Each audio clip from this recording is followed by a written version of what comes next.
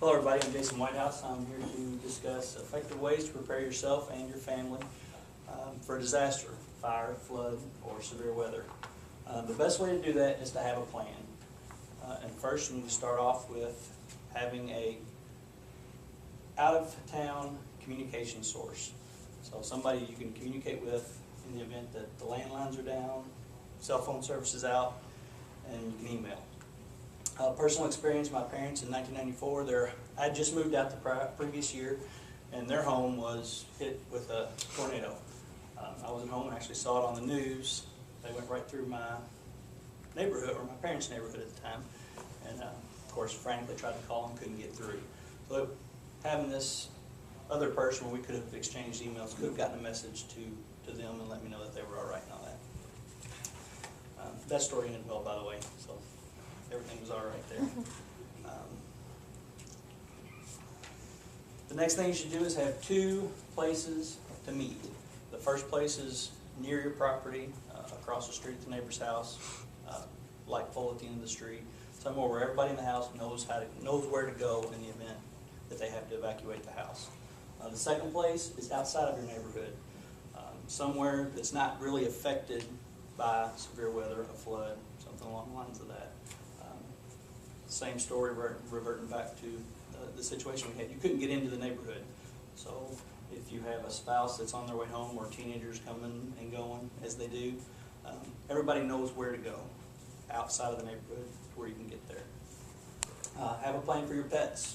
A lot of times in the event of a disaster, if you can't stay in your home, a lot of hotels won't allow you to have your pet there.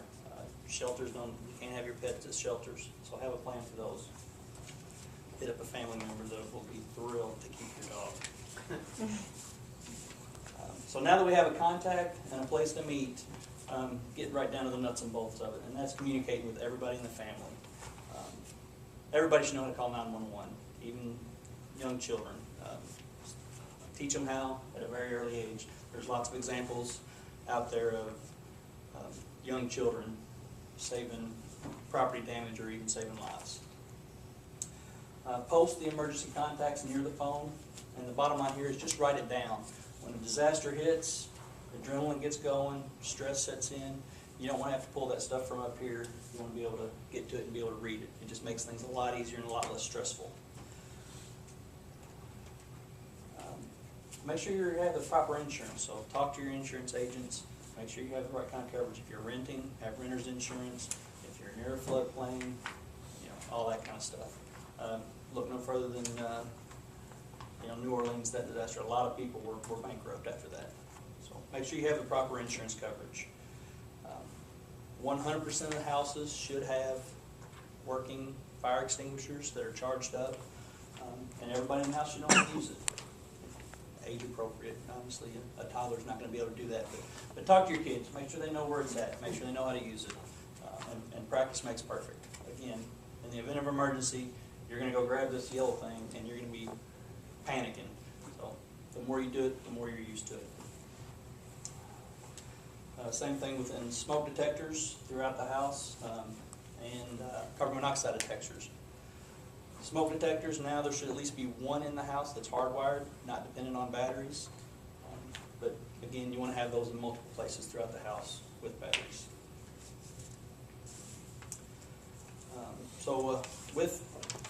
With this speech and preparations, I've had a coworker that I've worked with for off and on through the years for about 15 years.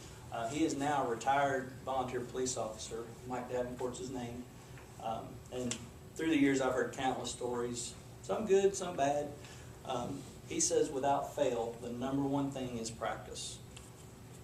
And he said the best way to do this, and it was backed up by the Red Cross, and I'll go over this in a second, but the number one thing is practice, batteries in your smoke detectors, carbon monoxide detectors, and charged up fire extinguishers. And to do this when the clock's set forward and set backwards. So twice a year, you're going to go through the whole routine to have all my things in place. He also, one thing that I didn't think of, and I didn't run across it in any of my research, is personal records, bank accounts, credit card numbers. Have those things in a fireproof, waterproof safe within the home. or have it off-site in a bank deposit box, so you don't lose that information. After the fact, your home's destroyed, you don't have to go research and find all these numbers. You have it saved. So for complete information, every state, if you just Google it, there's all kinds of information online. They can give you a little checklist to go through. I printed off one here for us to go over. This is actually from the Red Cross. They're individualized for the states. Indiana has one, Kentucky has one. There's also FEMA offers one. They're generally the same, just little tweaks. It's quick. I'm not going to force this down your throat.